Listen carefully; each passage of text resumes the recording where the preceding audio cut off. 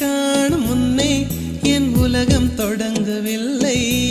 உன்னை கண்ட பின்னே என் உலகம் இயங்குதடி.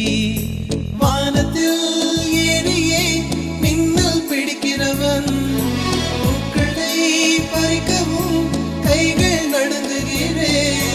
பகவான் பேசுவதில்லை, அடபக்தியும் குறைவதும் இல்லை. காதலி பேசவும் இல்லை, என் காதல் குறைவதும் இல்லை.